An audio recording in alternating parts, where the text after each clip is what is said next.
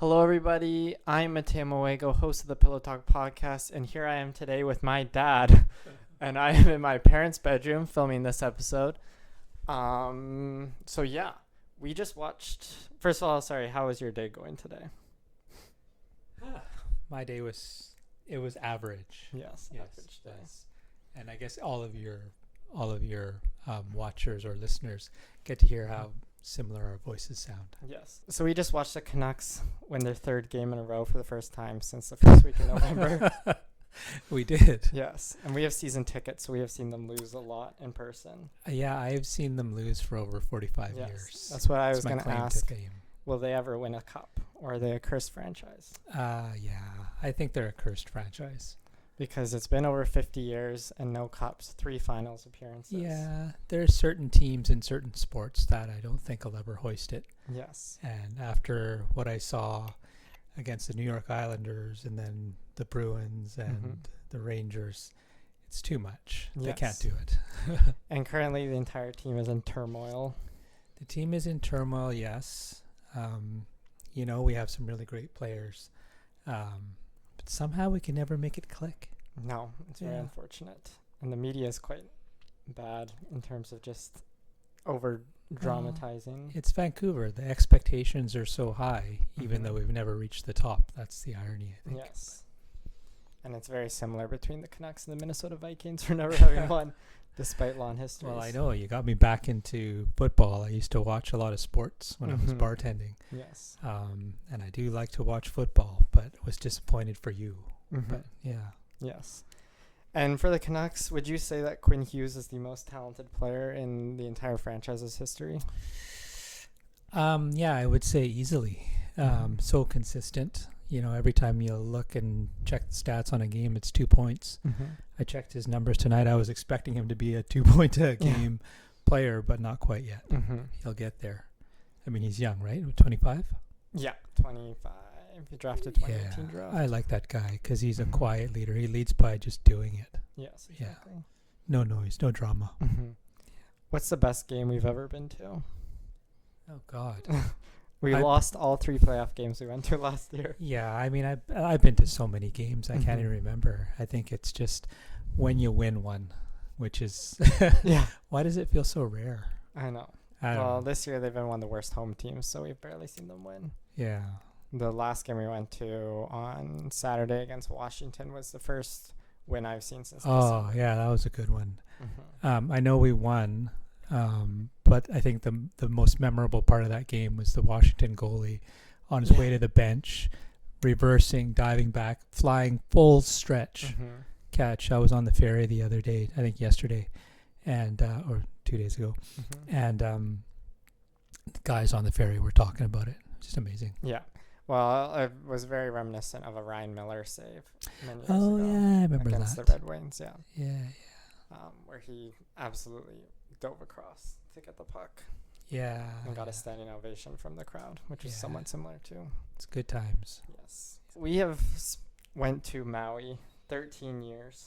Yeah. Or 12. And then Oahu once. Yeah. It was either 12 or 13 plus Oahu. Yeah, right through COVID, right? Yeah. Like from when I was 6 years old till last year was the first year. Yeah. I like bragging to people that we didn't miss a year through COVID because we were actually there when the Prime Minister was calling people back to Canada. That was March in 2020. And then there was just a little window in 2021 where they dropped their guard and we went to Oahu that year. And then a year later, we went back to Maui. So, yeah, great timing, but unfortunate events for sure. For people who've never been, what are the best parts? You say?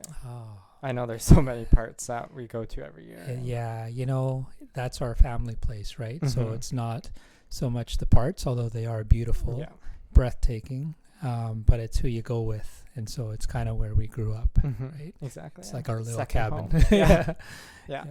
Yeah, absolutely.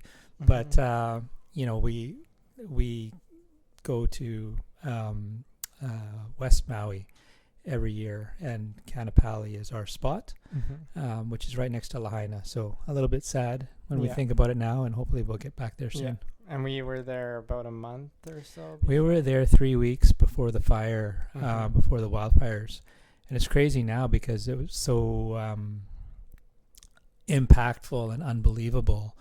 And now, like, for however many years later, to see that happen in LA, but like times it by I don't know what factor. So I think they lost about 1,000 structures in the Maui fires, but completely decimated it, right? Yeah.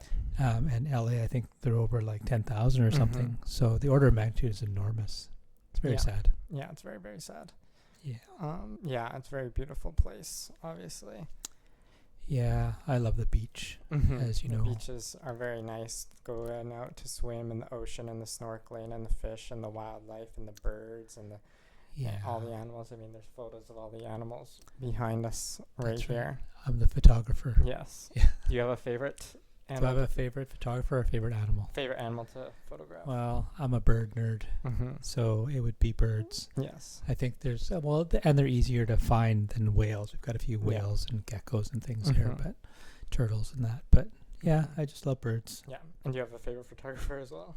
A favorite photographer? I don't even know who. I'm my own favorite photographer, as bad as I am. Yeah. Yes. Yeah. Is there a certain style of photography that is your favorite to take? No. I think that for a few of the years there, I would get a new piece of equipment for the trip, and that would become the theme or the style for that trip. If it was a new iPhone or a new zoom lens or whatever. So, yeah. Because for me, for photography, I was taught by someone who worked at the Olympics and for the Canucks and stuff. So I quite like sports photography, sports action, for example. Yeah, no, and that's pretty cool. I could get into almost anything. It's like landscape, wildlife, portraiture. I got a new lens for Christmas from Santa. Yeah. It's a 24-70, so it's like called the wedding photographer's lens. It's great for portraiture, low light conditions. It's like a huge barrel, so I really like it. And you can tell pictures that are taken by it. It's very distinctive. Yeah. And so you were born in the Philippines. I was. Spent about a year? 11 months in the Philippines. And then where was the destination after that? After that, it was New Orleans. Yeah. Yeah. It was, I don't remember that. I was only, not a year, a little baby, but we only stayed there for, I think, a year and a half, maybe, before coming to, Nanaimo. Yeah, on Vancouver Island. So we're talking about a couple different destinations for our next trip. We are. We do like the family trip, so we can all kind of get away and disconnect and reconnect. But, and so I know that your brother is a travel freak. Well, yeah, let's call him a geography nerd aficionado. Yes. Yeah. So he's been researching tirelessly different countries. I think, still he's the only person I know who can name every country on the planet. And every capital of every country. Yeah. And the travel guide to every country. It's fantastic. Yes. So we're looking at Japan, we're looking at Fiji, looking at the Philippines. What else are we looking at there? Vietnam was thrown in there. Vietnam was on there. Palau. Pacific. Yeah, so there's a bit of a theme there. I'm hearing tropical islands and that, which I wouldn't complain about. No, definitely not. But I like the idea of Japan. Learned a lot about it on the internet, as much as you could learn. And it just seems like such a nice country with nice people and metropolitan, but just, I also love sushi, so. Yeah. Well, it's like the culture. Like, there's this one story I always go back to for the culture of Japan. Is like in a baseball stadium, a woman caught like a very important ball off a home run, some record or some milestone ball, and she literally passed it around in the entire arena. Everybody touched it, and it still came back to her. And I was just thinking, if that was in the States, like in Philadelphia, for example, that ball is snatched out of her hand by some guy behind her. Yeah. So basically, you mean just basic human respect. Yes. Yeah. Like they have not lost their way. I think that the way's been a bit lost. Yes. In North America, it's a bit selfish. Because like, it's unfortunate. There's literally like, if you leave your luggage on public transit and the train comes all the way around, it'll be in the exact same spot. Yeah, no, it's very unique. They actually really seem to care about one another. Like I said, I think that's enviable. I think we've lost our way a bit here. Yeah. And then with that too, I mean, it's a very diverse place because people just think Tokyo the city, but then there's other parts which are like tropical island kind of sections of Japan. There's other cities too. Oh yeah, like Okinawa we were talking about in the south. Yeah, the Hawaii of Japan. I think people also forget how big, or maybe not forget, but maybe don't think about how big Tokyo is. I think it's like 13 million people. It's ginormous. Yeah, you could spend 2 weeks there and probably not even get a quarter of the city. Yeah, you definitely need a good guide for that. I heard that the Japanese government is, if you book through Japanese airlines, they have so much tourism, right? Yeah. And they're getting very kind of overrun in certain kind of popular areas, getting popularized by social media and that. So they're offering free Japanese destination flights if you book with their national airline, so they can spread out the tourism, which I think is really cool. It's like if you try to do something like that in Canada, like be so progressive and be reactive, it's almost impossible, but they get it done, right? It's an amazing place. I'd be very interested to see it. And normally when it's like a vacation spot like Belize, for example, everyone who goes there once, they say, oh, that's our new vacation spot. But with Japan, it's like, I want to move there. Like everyone talk about it is, instead of saying this is like my new yearly spot, they're like, this is where I want to live. I want to get citizenship. And you could you imagine like a major metropolitan area where the streets are clean and people are polite and there's no crime or little to no crime? Like that's like paradise. Yeah, exactly. Right? Yeah. And I mentioned the food. Yeah, the food. Phenomenal Japanese food. Yeah, my favorite cuisine. Japanese and then Thai food. Oh, yeah. Yum. Yes, Lotus of Siam, which I hopefully will be going to in less than 2 weeks, is maybe my favorite restaurant in terms of just pure food. Yeah. Thai restaurant in Vegas. Yeah. I mean, they've been around a long time and we've been there a few times. I can't wait to go back myself. You didn't invite me, so yes, unfortunately, that's okay. So yeah, Japan hopefully will be on their radar, and that would be maybe in August. But the one concern with August is like how hot it gets in Japan at that time of year, and the humidity too. That is not a concern of mine. Yes. I love the heat. The hotter, the better. It doesn't matter if it's wet or dry heat. Yeah. It's all good to me. Well, in the rainforest in Belize, we were sweating every single day, like just drenched because of how hot and humid it was. And no air conditioning in our cabin. It was that kind of rustic. Yeah. But yeah, it's all good. Yeah, I mean, Japan has much more better infrastructure for those. Yeah, so I'm hopeful to get away this summer. If Milo can help us decide where to go. Summer's the best time for me to travel. I get so busy during the year. Yeah, because you're the chair of the school board for the district. Yeah, for the Delta School District. That's right. I got elected 2.5 years ago. Yes. So most majority of my term is done, but it's been fantastic. Yeah. And so what kind of stuff do you do for that kind of role? Oh, my goodness. For the well, it's governance. It's government, right? Yeah. And so really it's policy making. I mean, it's a large organization. It's the largest employer in Delta. It's the largest landholder. We have over 16,000 students. And so as the governing body of that, we help just direct through the district vision and strategic plans to make sure that the money that we get about $200 million annually, is spent in the best way for the kids. And so we set the policy, and our talented district staff and leadership, who are the actual educators, take that policy direction and hopefully have some success with the kids. That's what we do. Yeah. And so it affects both elementary school and high school, right? Yeah, it's both. So 16,000 kids are spread out over 24 elementary schools and 7 high schools. And in Delta, where it is, we have Ladner, Tawasin, and North Delta, as well as other areas, but those are our 3 main communities, spread out over a geographical area that's quite broad because of agriculture and that stuff that we have here. So yeah, it's all the students, all the families, so it touches everybody. Yeah. Because, for example, even though Surrey, it's a humongous district, it's very similar, most parts of Surrey, I feel like, versus North Delta, I feel like is so different from Oh, Tsawwassen, yeah. Ladner. Yeah. I don't know if that has much of an effect though. No, I mean, Surrey is, it's such a large land area, and there's lots of pressures for development with immigration and population growth and need for housing and all that kind of stuff. So they have the land for development. And so that's why Surrey feels very homogenous in areas, because they're all new communities. Whereas in Delta, we don't have the land to expand. All of the land in Delta that doesn't have houses or infrastructure on it is agricultural. It's in the agricultural land reserve, so it can't be touched. So that means that we have these old established neighborhoods, primarily, well, there was like pre-tunnel and post-tunnel, right? So pre-tunnel is like all the old stuff like Ladner and like Tsawwassen was just like beach cabins and that, right?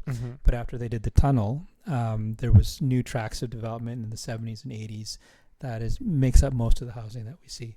So it is a bit different, and it's very rare to see new development or subdivision, unlike say TFN, where that's all new. That has that same kind of everything looks the same kind of feeling as some areas of Surrey, I think.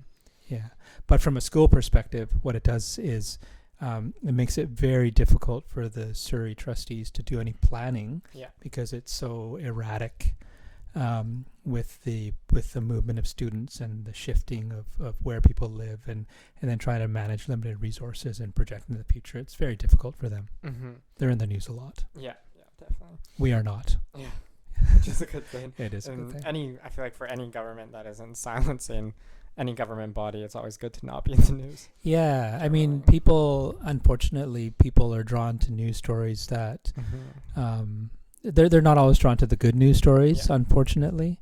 I think that we should probably try to be better at pushing out the good news as a district, because we got a lot of it. Like, we're one of the top districts in the province for graduation rates. We have a very good reputation, both regionally, like Metro, provincially, internationally. So very proud of the work that they do.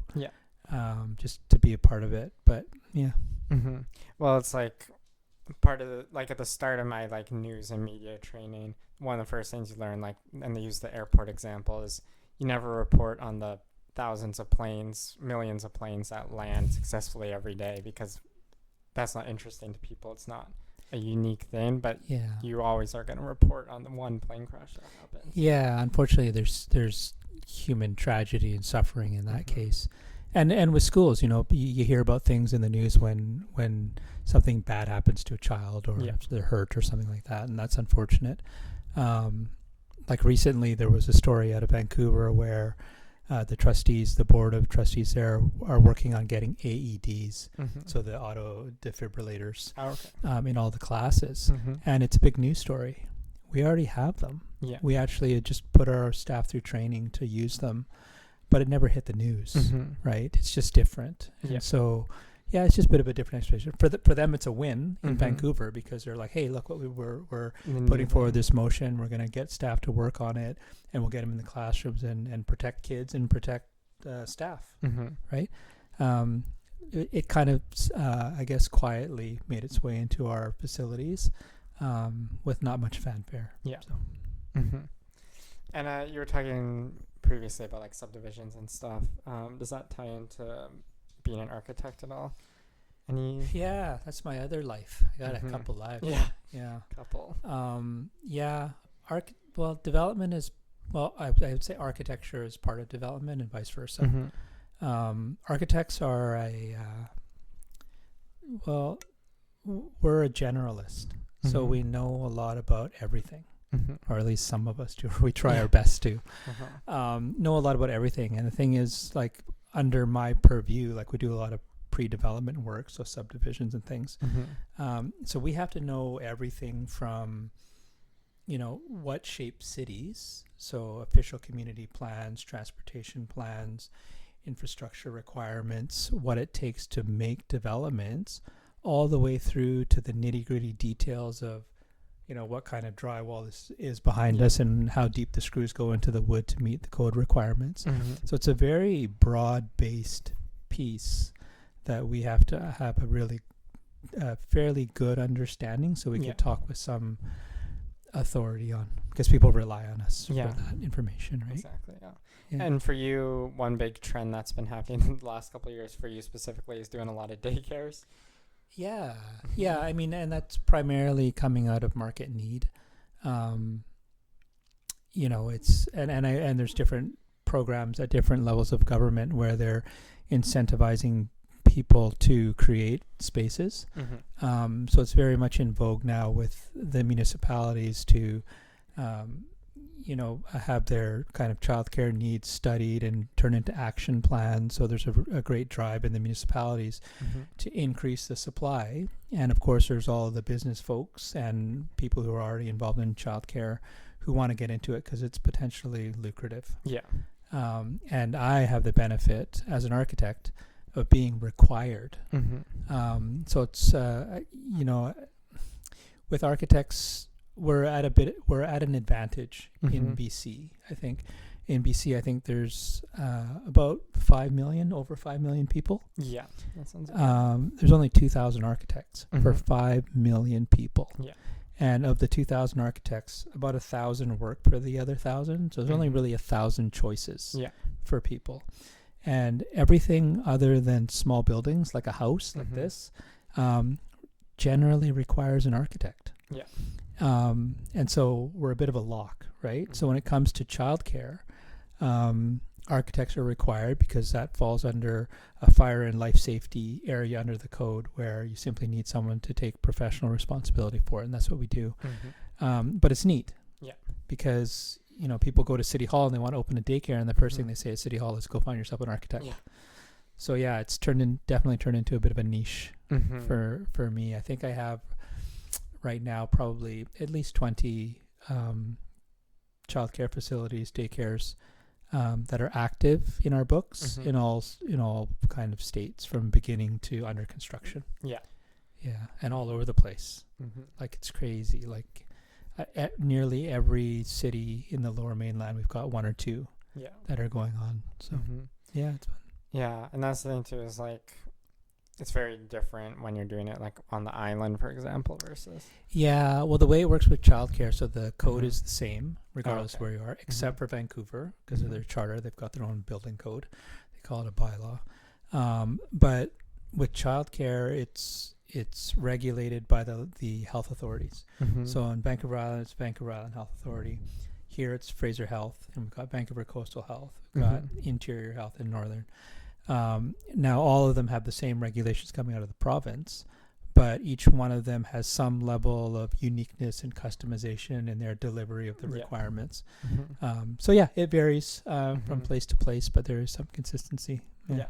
It's Mhm. kind of fun. Yeah, it's interesting that one job you're working with kids, obviously, well, not working directly with kids, although you do go in and I read do with a lot kids.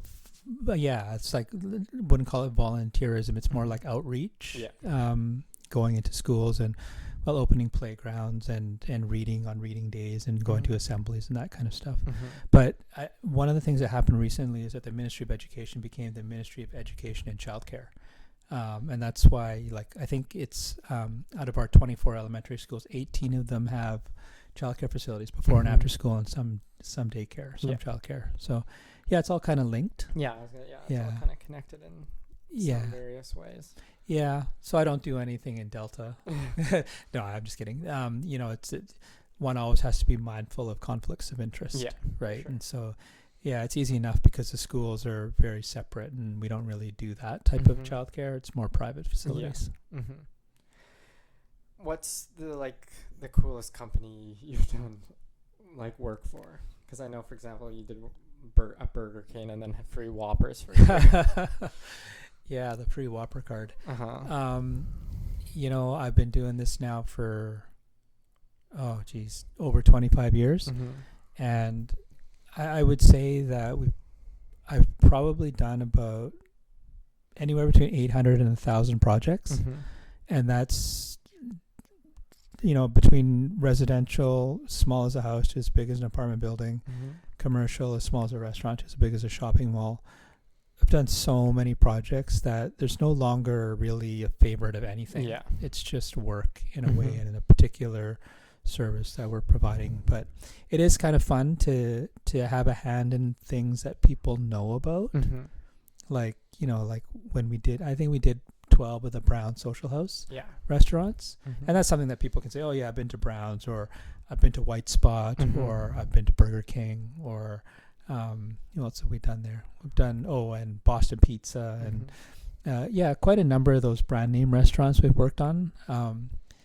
But not really a favorite. Yeah. It's just, it's hard work, but it is nice to do the ones that people can say, oh yeah, I've been to that one. It's kind of nice or whatever. Yeah. How many times did you actually use the unlimited free Whopper card? Yeah, I don't know. It's they're not that good for you. They're Yeah, delicious no, they're though. definitely not.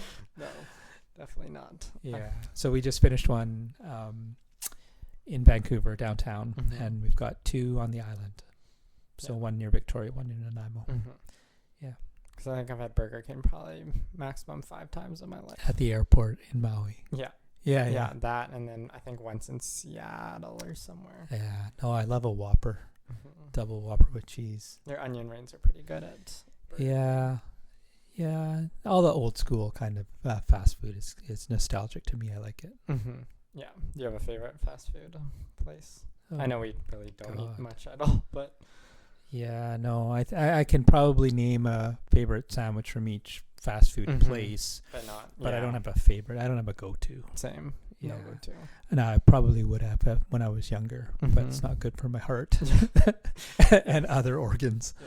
Yeah. I mean, for me, I barely eat any fast food at all. Sometimes I'll get hot cakes from McDonald's or pancakes from A&W, basically. Yeah, I actually go to McDonald's 5 days a week for coffee. Yeah.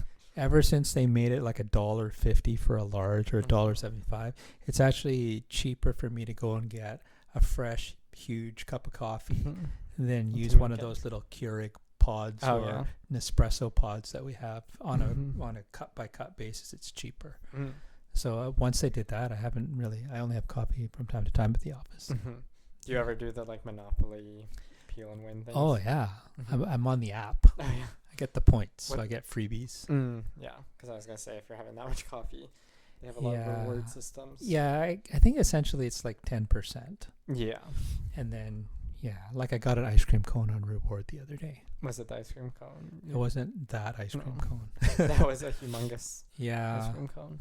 That was funny. I went through the drive-through at McDonald's here in Tawasin, and the young fella gave me, well, you come around the corner and he's holding it proudly, and it's this ice cream cone, and he's like, I really had some fun with this one, and I don't want to get him in trouble. So it was enormous. I came home and cut it in half. It was so big, and it was still bigger than a normal one. I mean, it's huge. But never seen that amount of ice cream on a single cone. Feed a family of 4. Yeah, exactly. So to become an architect, what was the process for that? Oh man, that's a long one. And there's different ways to do it. So I went the traditional route. Most people don't realize how long it actually takes, and it's quite a process. So the traditional route is you have a bachelor's degree. So I have a degree in art history. There's a funny story, maybe another time on that one. So I got an art history degree from UBC, and the next thing you have to do is get a first professional degree and out of UBC, and it's kind of harmonized through the provinces, right? So the requirements of it, they're not all master's degrees, but in my case it is a master's degree out of UBC. So I got that a long time ago. So that's the first step, right? So once you receive your degree, you have to do a 3-year internship, and that internship is really trying to get very specific experiences in very specific phases of the work. So kind of get a full, broad kind of exposure to what architects do, and that typically happens in an office. The thing is that it takes people much longer to collect the specific hours, because it's hard to get specific types of work. So it often takes people longer. For me, it was 3 years, but I mean, the requirement at the time was 3 years, but some people would take like 5 or 7 years to get through all the hours. Yeah. Now they've reduced it, so they've taken a year off, so it's a little bit faster. Oh, okay. But even after the 3 years, you're not done. After that, you have national exams to write. You have professional development courses to take, and then you have an oral exam. right? And so the oral exam's a scary one. That's when you're sitting in front of 3 architects, usually more senior architects who've been practicing for a while, and well, you're tested on the spot, and so it's a stressful time for a lot of people. But once you add all the time together, it ends up being about 10 years. And that's very similar to, like, if you wanted to be a GP or something, you probably spend about that same length of time doing it. So yeah, it's a tough one, and it's a lot of people don't make it because it's kind of like an education of attrition, right? Like you get it and you're working through it, and people's life situations change. Some people have families. Some people run out of money. You know, there's so many different factors that in the end, I think I want to say it's like 25% of people that get architecture degrees go on to become architects. So it's just a handful. And then unfortunately for women, it's even less because of things like having families that kind of pull them away from the office. But it's a long process, and that's like the traditional route. So there's other ways to do it. You could do what we call this, I'm not sure what it's called now, but it's a syllabus program where it's like 15 years worth of study, and then you eventually become it. Or you can do it through experience, or if you're coming from a different country, we have broadly experienced foreign architect programs. We have reciprocal agreements with the states and others, so that, you know, it makes it hopefully easier for people to come and practice. Yeah, but it's long and a difficult kind of way to get there for sure. And I'm a part of the registration process now because, you know, I actually failed my first oral exam, and it was devastating to me. I thought I was ready. I thought I knew everything, and my stomach was in knots, and, you know, I felt like I was going to throw up after, not before. Well, maybe during, I don't know. But it was a learning experience, and now I sit on the panel that actually gives the oral exams. So I've probably given, I don't know, I'd say maybe 80 of them. And now as a more senior architect, I can now sympathize with these young folks coming in and how nervous they are, and they just want to succeed. And I feel like I'm giving back because it's like, I understand where they're coming from and I can empathize with them. And it's kind of neat to see the young people kind of coming up through the ranks like that. Yeah, so definitely. And if you do fail that exam, what's the kind of process to take it again?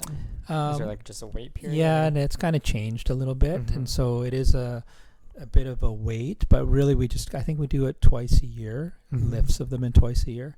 And so if you fail it, like, I mean, it's more progressive than that now. It's more in line with our kind of like the school pedagogy, wherein that it's not so much that you fail, it's that you might be meeting expectations or exceeding expectations or approaching, right? You remember that from school, right? Yeah. So it's kind of like if there are different areas within practice where you need to work, it's the institute will kind of direct you if you have deficiencies in those areas to either get more experience or have a course or do whatever it takes or whatever makes sense given whatever the subject is.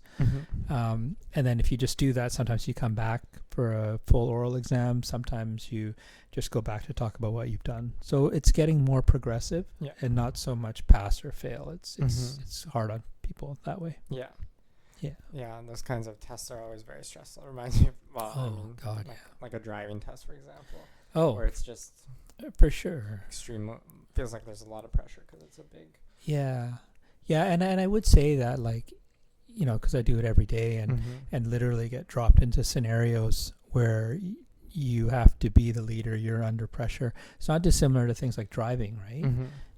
So we worry about being stressed in like the testing environment. But the reality is we ought to have that heightened sense of awareness when we're doing anything, any day.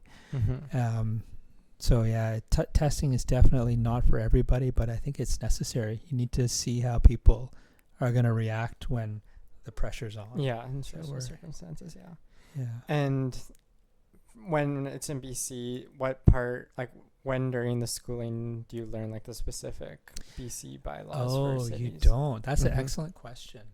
And I would say that the best way to so if you think about, there's certain professions, I'm thinking about a lawyer, a doctor, an architect, where the education portion of it is certainly valuable. But in the end, it's only a component of it. And so in architecture school, we're not actually learning about building codes and building bylaws and zoning bylaws. And when people hear that, they're like, well, what are you studying? Yeah. What they're doing is they're actually teaching you how to think about things. So how to think critically about things and how to be a critical problem solver. Yeah.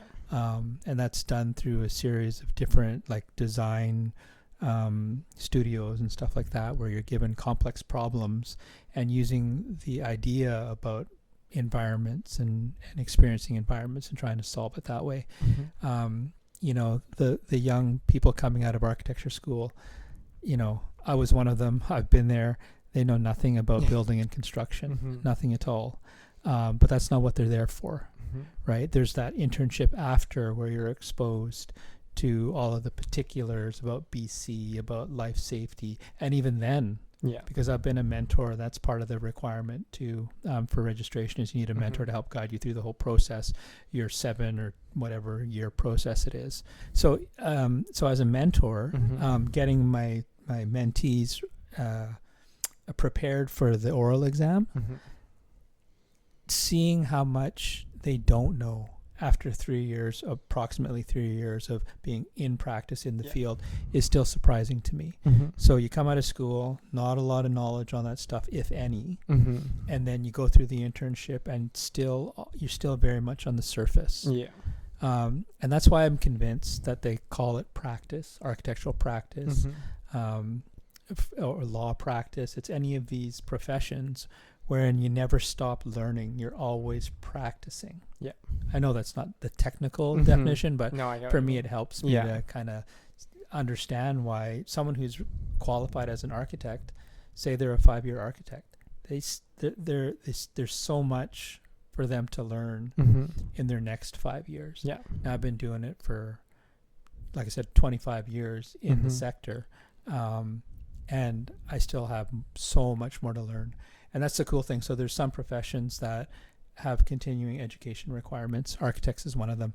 So we have to do a certain number of hours in certain core areas. Every 2 years we report it, just to make sure that we're keeping up with the technology, keeping up with the language, keeping up with the regulations and all that kind of stuff. So it never stops. Yeah, that's good. Like at my current work, we do continuing education. There's like mandated kind of courses and various parts of it, of the job that you have to keep relearning, all the evolving. That's the thing. It's lifelong learning. Unfortunately for architects, if we don't do it, we get fined. And in fact, you would get, it used to be that you would get written up in these green sheets. I think that's changed now. So no, like suspended. But you could potentially, if you kept being delinquent with it, because it's important. It's part of it, right? Yeah. So people who are like potentially interested in it, would you recommend it? And like, what kind of like other interests do you think people should kind of already have, or kind of, you know? That's a tough one. I think that curiosity, if you have curiosity, if you have this kind of desire to understand how everything is, then maybe it's for you. But it takes, I would say that it takes a very special kind of brain to really excel at it. Yeah. And like I said, it's that inquisitiveness, it's that kind of broad-based knowledge, or the desire to get that broad-based knowledge. It's the ability to think critically and quickly and be somewhat good verbally as well as graphically, because it's all about communication. You're talking, you're drawing, you're doing all these things. Would I recommend it? It's a difficult recommendation to make. So like anything, you know, there's architects that work for other architects, like I said earlier, wherein they have their project, they do their work, they go home. Yeah. And then there's unfortunately architects like me who own the business, or we call them principal architects, where we don't have the option or ability to turn it off. Yeah. That we just take that and it lives with us. And that's the part that I would say is, if you're not built for that, you won't succeed in it. It's difficult to succeed. And if you do happen to be built for it, it's a heavy weight to carry, because what happens is that not only do we take on the responsibility and feel the weight of responsibility to our clients, but we have a legal obligation of responsibility and coordination and all these things. Mm-hmm. So to give you an example of the type of weight, if you think about like one project, like just one small building, and the one I always use as an example when I tell people in Delta is Johnny's Market, or Johnny's Corner in Ladner. It's a brick building. It's not that big. We did it brand new, and it was fairly complex because of where it is and everything about it. So for that one building, and I kind of stepped through the consultants. So we had, I'll try to remember, archaeologist, because it's by the slough and First Nations. So archaeologist, surveyor, geotechnical engineer, structural engineer, mechanical, electrical, building code, building envelope, did I say electrical? Yeah. Art, and then architect, and then arborist and landscape architect. So I've already named like maybe 7 or 8 or 9 different consultants. So the registered professional consultants, they're actually coordinated by the architect. So we have to have a better than average understanding of their discipline as well, and make sure that everyone is coordinated together and there's no conflicts. And then ultimately, we take on a little bit of the responsibility for their work as it fits into the bigger picture. So all of a sudden, we're carrying the weight of all of that. And if there's a mistake made, or if someone loses money, or if someone spends money they shouldn't have, or if there's a failure, it comes back to us, right? And so when you're looking at someone like me in my practice, where we're running between 60 and 80 projects at any given time, that's call it the legal heavyweight that we carry on it. And then there's the other stuff. So it's a lot, and it's not for everybody, but it's like most jobs that are, or most endeavors, I guess, you get paid to take on that level of stress. For some, it's hard to kind of keep it going for a long period of time, and there's burnout, or there's people quitting or whatever. But you have to be ready to work hard and commit to it. It's a difficult thing. If you work for somebody, it's a bit easier. I mean, you still carry some of it, don't get me wrong. But ultimately, the buck stops with me, and that's the hard part. So would I recommend it? No. Is it all about drawing pictures and making models? I wish it was. I do enjoy that part, but it's just a little fraction of it. It's mostly talking, unfortunately. So that's my least favorite parts of the job too, sometimes. Well, I think that you'd be good at it, because it is about communication and really getting people's trust. But you get their trust by being really proficient with the material and being able to represent them in a responsible way. Well, it's like, leading back to Quinn Hughes, for example, it's like leading by example, or just kind of being captain by the work you do, setting that precedent. Absolutely. And quite honestly, even as a professional athlete, he has a tremendous amount of responsibility, not only to his team members, but to ownership, management, fans, and he'll put some of that on himself, like the fan bit. But he does have that real obligation to perform, and they feel that. And you're right, it's the same. And so, I'm not saying I get paid like Quinn Hughes. I wish. No, that 7.875 mil or whatever. But that's the point of it, right? Is that the higher level that you're playing, the more that you're carrying that weight around.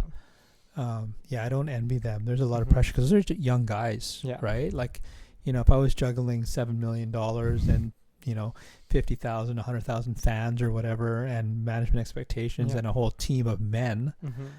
Oh man, at 25, that's tough stuff. For sure. I wouldn't want that. And so he's holding up well and still putting up the points. So kudos to him. And one last thing about architecture, one kind of not underrated, I wouldn't say underrated, but like one thing that people don't think about that I know you do sometimes is like going on roofs and stuff. That kind of fear aspect that people might not even consider being a thing. Now, I don't know if everyone does that, or if it's Yeah, no, I'm on roofs all the time. And scaling up buildings that are under construction.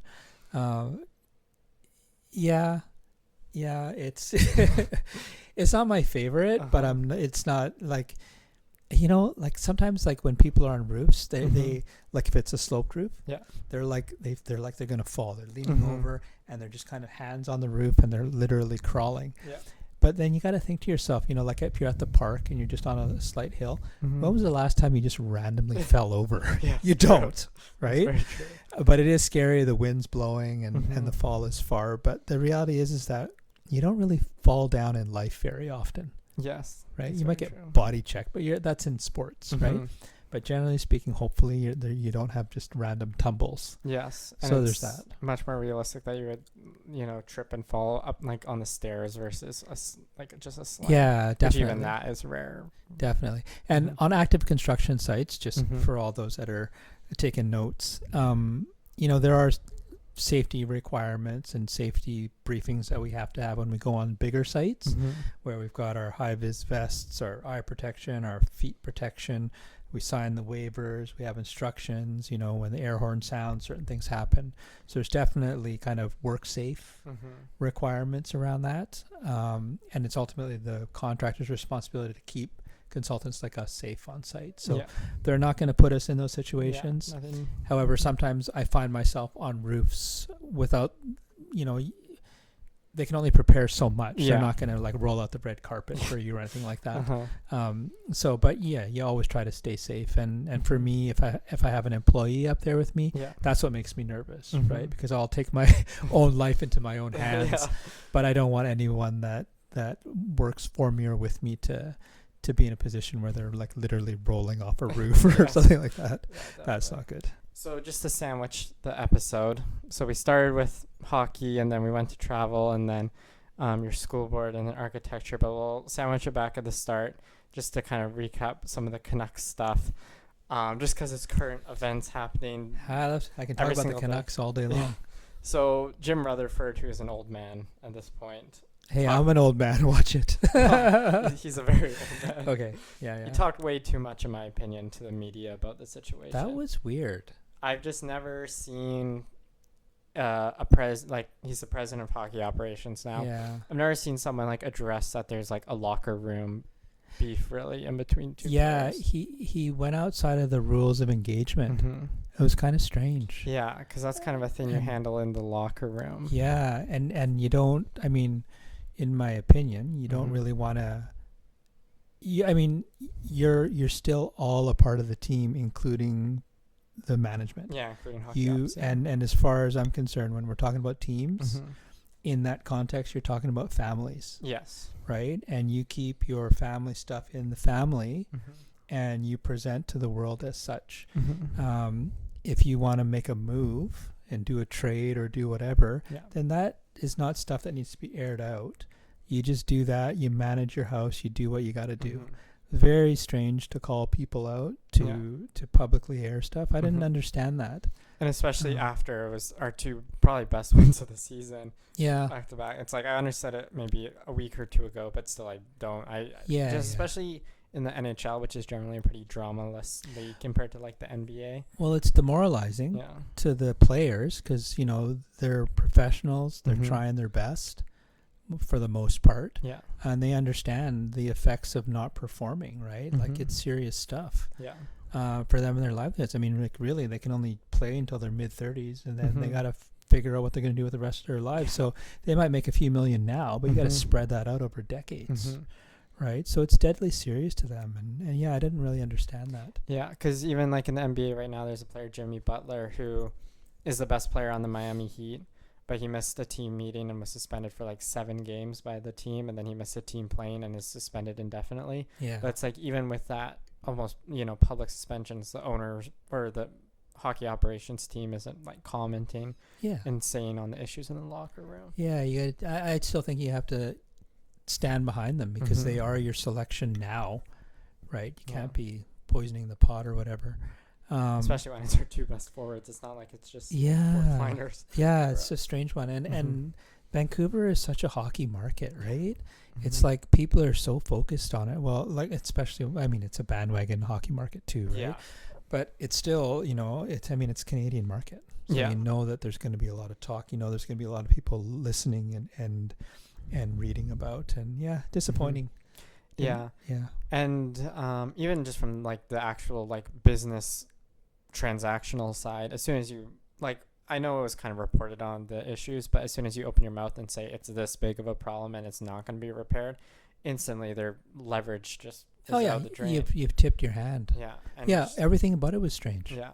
Because normally with these kind of situations, you'll suddenly see like a big name traded and you have no idea why, and then it comes out a couple days later. Oh, Well, that's what there was happened in locker Colorado, relations. right? I was like, yeah, like the Mikko For Rantanen whatever reason, contract yeah. extensions. Like there were like whispers about contract issues, but really nothing big. And then all of a sudden he's just gone. And it's not like Colorado was saying, oh, we can't sign him, because that would be getting rid of their leverage if they just came yeah. publicly out and said Mikko Rantanen, who's a top 10 player in my opinion. Yeah. Yeah. So in your opinion, what's the like the nightmare situation out of this Canucks debacle, and what's the dream situation for them? That's a tough one, right? Mhm. Because at the beginning of the season, there was so much promise. So much optimism. Yeah, I mean, like coming out of the kind of not quite a Cinderella performance, but Yeah. pretty close to that Yeah, last I mean, year. one game away from the Western Conference, where honestly, I think we have Dallas's number and have a good shot. Yeah, I don't think we win the cup, but I think we have a good shot of making it out of the Western Conference final. Yeah, and the thing is, there were no expectations. Mm-hmm. And I love rubbing on the Oilers. I'll do that all day long. As we all know, we won the season series quite handily, and we really only lost in the playoffs. Because of Ian Cole. Yeah. But we took them to 7 games, Mm-hmm. and it was like a goal difference from moving on. Yeah, 3-2. Game 7. And even though we didn't win that, Mm-hmm. I feel like we won it because of that one glorious moment at the end when McDavid got double cross-checked front and back. Oh yeah, I have that as my screensaver. Game 5. Yeah. I mean, don't get me wrong, he's an amazing player and Mhm. a not even generational, but just like even more than that. Yeah. But he can be a bit annoying to me sometimes, especially when he plays the Canucks, and so that was nice to see. Mm-hmm. Um, Yeah. Well, I always have to take myself like from an unbiased perspective because I do all my fantasy sports. So Yeah. like analyzing like a play like that, I still never understood the suspension because of how it happened. That it was Tyler Myers first cross-checking him from behind, and then he was knocked to his knees because Susie was already moving. It's not like it was a deliberate headshot because he was already like he was aiming for his chest and then he got pushed down. yeah. And a cross-check to the chest, of course, would never ever get suspended. No, that's true. Mhm. But I mean, it's just a glorious slow-mo kind of piece that I have. Yeah. But worst case scenario for the Yeah. Canucks. There are so many fans Mhm. that are so attached to Miller, Pettersson, and Besser. Yeah, because Besser's the And name. I mean, that's 649. I just said it right Yeah, there, a right? lot of 649. And you sentimentally, you want to keep that core together. Yeah. I feel like we're going to lose one of them. Yes. And, I feel like it's not, I don't think it's going to be Miller or Pettersson. I think it's going to be Besser, the low-hanging fruit on that. And then will the two of them be able to work it out so that we can get productive? Hopefully. I don't know. I mean, these are two former 100-point players, Yeah, well, the key is former. but only 1 year removed for Miller and then 2 for Pettersson.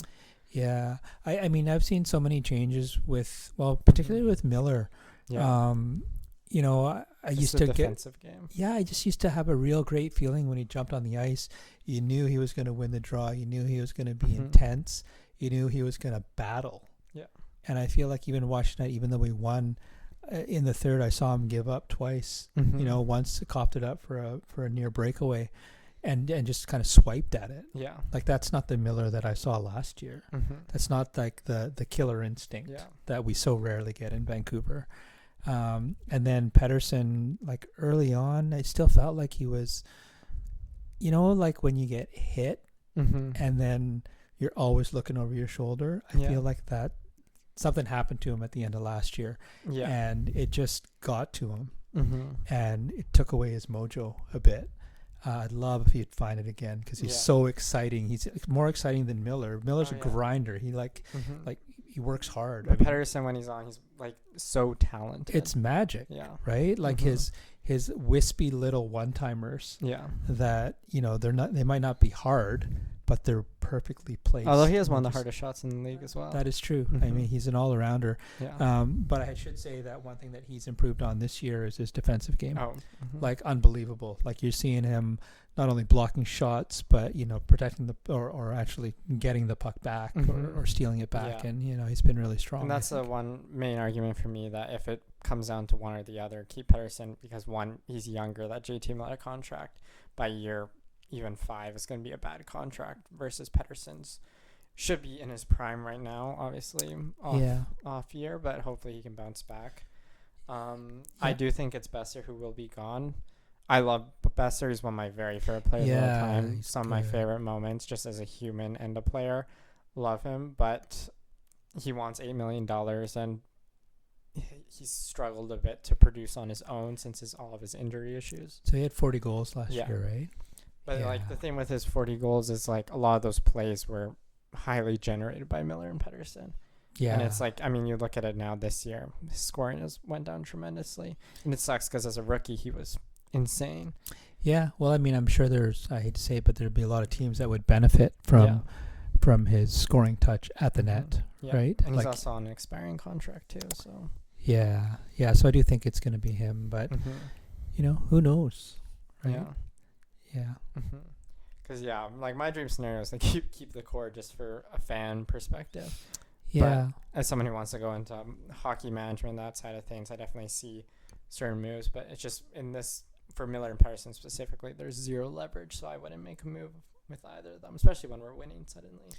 Yeah, well, that's the other thing. We got back into a playoff spot tonight, right? Because, we did back into a playoff spot. And the thing is, Miller is a playoff performer. And I know once we get playoff time, he'll turn it on. And even Pettersson, too. I hope Last playoffs was a bit rough in the Nashville series, but in Edmonton, he came a bit more alive. Well, and keep in mind, he doesn't have a lot of playoff experience, right? So now that he's been beat down and understands the grind, I always think back, and of course, they're there as coaches, or I guess player development. Yeah, the Sedins. Yeah. You look at Henrik, like that guy was a hockey god. Like he took shot after shot. He didn't care. Like the one thing that we knew about the Sedins is they would cycle. Yeah. Right. And as you know, cycling is grinding it out, winning puck battles in the corners. And he's a finesse player. Yeah. Right. And that's the stuff. And I wish he'd just kind of rub a little bit more of that off on Pettersson, and he would be beyond star. Yeah. Right? Because he definitely is doing it more in the defensive zone. Like in the Edmonton game they won recently, there were a couple of times where he was like diving and like really gritty. Oh, yeah. No, he's going for Selke or something. I don't know. But he's a good player. Yeah. I would hate to see him leave. Yes. I thought that he would be the franchise player. I didn't realize at the time that it would be Quinn. Yeah. That would pop up and become that guy. Both are character guys, and both should be able to carry the team. Yeah. And the thing with Pettersson is, in a Pettersson trade, we're never going to get the same amount of talent back. Yeah. That's why it's just not worth it.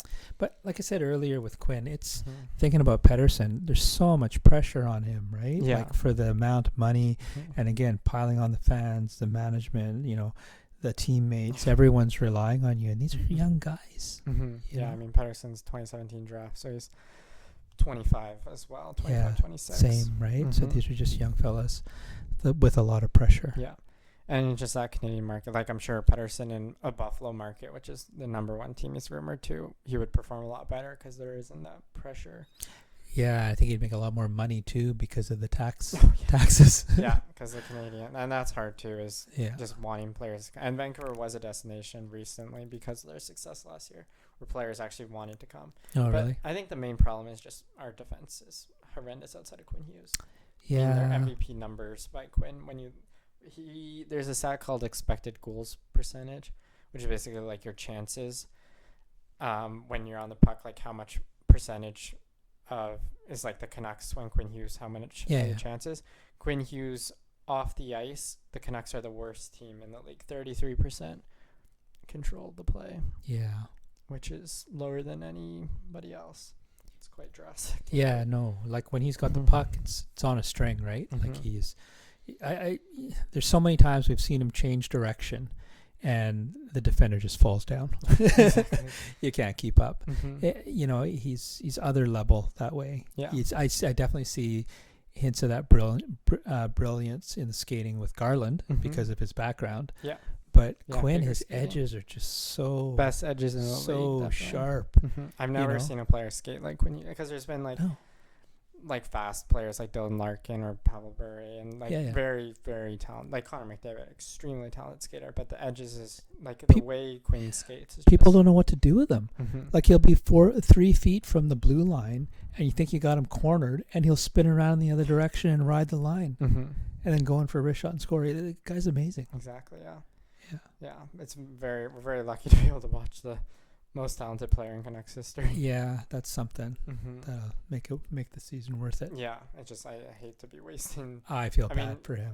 He's on the best point pace by defenseman since the 90s. Like, yeah, better than all these legendary defensemen. And I mean, every time it feels like he breaks a new record every week, or is like top 3 in defenseman for fastest milestone. Oh yeah, points. It's just he keeps surprising everybody. I think he's about to pass Edler for the all-time points leader for Canucks. In a fraction of the games, right? Half the games, 500 less games. Yeah, and his goal scoring now is insane too. I mean, he's had a couple multi-goal games when we were there last time. He scored both of our goals. So. Oh yeah. Yeah, he's kind of got it all. And I think people underrate his defense because he's so good offensively. Yeah, but he's so good defensively too. And that's why it's kind of annoying. I think the opinion was always Cale Makar's number 1, but it's trending very much in the opposite direction now, where it's kind of the casual take if you still think Makar's number 1, because Makar, his numbers drop off so much when he's not with McKinnon, and he also has one of the best number 2s on his team with Devon Taves as his pair. Yeah, I guess he's just playing with Tyler Myers, or as I call him, Tyler Minus. The real test would be to have those two switch teams and see what happens. And I think we know what'll happen. Putting 100+ point seasons. Yeah, and I think Makar would be sinking. Right? Yeah, definitely. I can't believe Quinn Hughes performs that way when it's like Noah Juleson who's on his pair and stuff like that. Yeah, no, he's got a tough lot, that's for sure. I think that's one area where, if we end up I don't know, like the positions and availability and all that stuff like you do, but like if we trade Besser, could we work on our defense? Could we? Yeah, I think that would be the goal, is to get a young defenseman to play on that right side. We do have like Tom Wielander who will come up. He's a prospect, our best defensive prospect on the right side, and we have Hronek, but we don't have that truly elite right defenseman. That's why I wanted Chris Tanev in the offseason, because that would have been phenomenal. Yeah, pure defensive defenseman. I know, and his 2 teeth. What about goal? What's going to happen? Are we going to keep Lankinen? Yeah, they're talking about Lankinen contract extension. It's hard. I love Demko too, but he has an injury that they've never seen in hockey history. So yeah, I know. And it's a non-healable injury. Yeah, but I mean, then he has flashes of brilliance like tonight. Yeah. He got lucky a few times, but he's just been so injured. It's hard.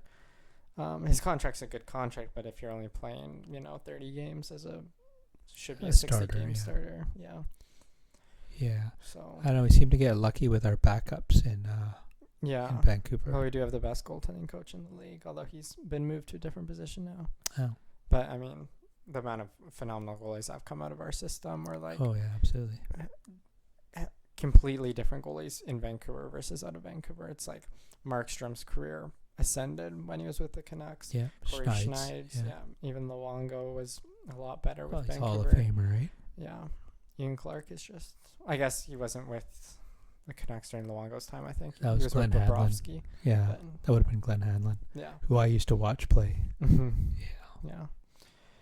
Anyways, though, I think that will be it for today's episode. Sounds good. Yes. Again, I'm your host, Mateo Muego. Thank you for joining. Hopefully you listened to this episode, or have listened to all of this episode and listened to the future episodes. This was with my dad for this episode. Thank you very much for joining us today. You're welcome. Anything you want to say before we cap off the episode? No, we talked about a lot. Yeah. So covered a lot of topics. Indeed. Perfect. All right. Thank you, and see you all next time. All right.